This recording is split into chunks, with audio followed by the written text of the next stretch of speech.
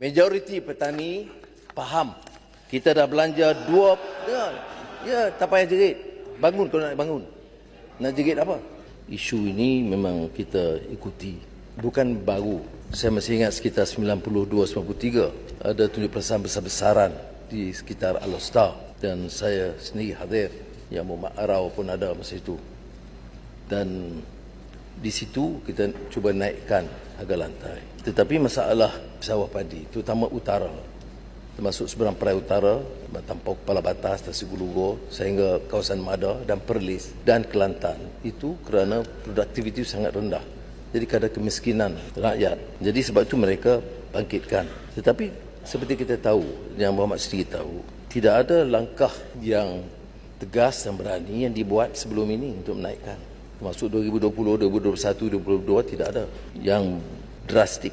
Hanya setelah kerajaan Madani naik, barulah bantuan khas sumbangan tunai ditambah 228 juta tahun 2023 dan ditambah pada tahun 2024 RM600 setahun bagi setiap pesawah. Belum dibuat sebelum ini. Bantuan khas Bernas, saya bincang dengan Bernas, memang dipertikai. Tapi kontrak itu diperbarui pada tahun 2021 untuk 10 tahun. Jadi kita nak rongkai, cuma yang saya boleh minta, tolong bagilah bantuan sikit. Maka dia bagi 60 juta ringgit bantuan khas Bernas kepada pesawah-pesawah terkesan di utara. Kemudian kita tambah skim takaful tanaman padi, dana permulaan tahun 2024, 50 juta. Harga lantai belian padi ini hanya kita tambah pada tahun 2024, kenaikannya. Dan tentu tinggi di Sabah Sarawak kerana harga beras terlalu tinggi di Sabah Sarawak. Jadi untuk 2023-2024, kita peruntukkan khas kali pertama 420 juta ringgit untuk Sabah Sarawak untuk menampung, mengekalkan harga yang agak tidak melambung terlalu tinggi. Kemudian skim subsidi harga padi dinaikkan.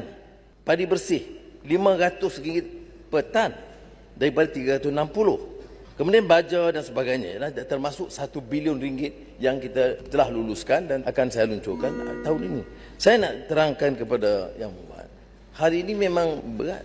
Yang kita bagikan ini RM1 bilion, belum lagi dapat menampungkan kos. Minggu depan, Menteri Pertanian akan membentangkan kertas menteri untuk menjelaskan dan akan mengumumkan kenaikan. Tetapi harus ingat, kenaikan harga lantai ini akan menyebabkan kenaikan harga beras bagi pengguna. Bagaimana kita nak imbangi ini? Naik harga bagi pesawah akan naik harga bagi pengguna. Kita tak mahu naik bagi pengguna. Jadi setakat ini saya bincang Kementerian Kewangan supaya kerajaan akan menampung lagi subsidi supaya harga pasaran beras tempatan bagi pengguna tidak dinaikkan. Maknanya kerajaan akan menampung lagi sekitar 150 juta untuk 6 bulan. Itu yang akan ditamatkan dalam masa yang singkat. Jadi saya nak bagi jaminan kepada Beluran bahawa walaupun saya faham ada bantahan, kita terima baik memorandum sampai kepada saya dan telah kita teliti bersama dengan Menteri dan Kementerian Pertanian, kita akan tangani. Tetapi janganlah banyak menafikan. Ni naik ni yang saya sebut tadi ni 2023-2024. Yang bising-bising sebelum 2022 tak naik, 2021 tak naik, 2020 tak naik. Itu yang saya nak bangkitkan. Jadi sementara saya setuju dengan Beluran, jangan nafikan. Ya, ini kenyataan. Ini kenyataan. Kamu bising-bising reyuh rendah sekampung, angkut orang dengan bas, tapi masa kamu perintah kamu tak naik. Kami yang naikkan. Majoriti petani faham.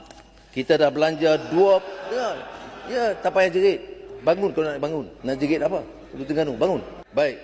2.4 bilion tanya betul. Saya nak sebut di sini sebab bagi gambaran seolah-olah dia nak jadi hero. Masa dia ada kuasa dia tak buat. Itu poin yang saya nak bangkitkan. Ya, nak jadi hero sekarang boleh. Tapi bedanya saya dah jawab. Pertama kita naikkan 2023. Kita naikkan 2023. Kita naikkan 2024 dan kita telah umumkan kenaikan akan diumumkan oleh Menteri Pertanian minggu depan. Itu yang kita dah umumkan. Maknanya kita dengar. Majoriti petani pesawah faham. Dan keduanya saya nak sebut ya macam subsidi itu Jumlahnya tu 24 bilion. Satu penambahan yang besar kalau dibandingkan dengan tahun-tahun sebelumnya. Jadi nak sebut ada masalah, memang ada masalah. Saya akui ada masalah pesawah padi. Ini yang disebut penanam padi kelompok paling miskin. Sebab tu kita tambah. Tapi soalnya bila nak jadikan ini medan politik seolah-olah mereka saja pejuang, itu saya petikai. Kalau benarlah kamu berjuang, mengapa kamu tak buat sebelumnya? Itu dia. Masa ada kuasa kita leka. Masa tak ada kuasa jerit tak buat. Saya nak sebut di sini, kita ada kuasa hari ini. Saya akan lakukan apa yang mampu, termasuk 1 bilion tambahan di Kedah untuk kawasan Mada yang tidak dibuat dan tidak difikirkan sebelum ini. Ini betul. Terima kasih.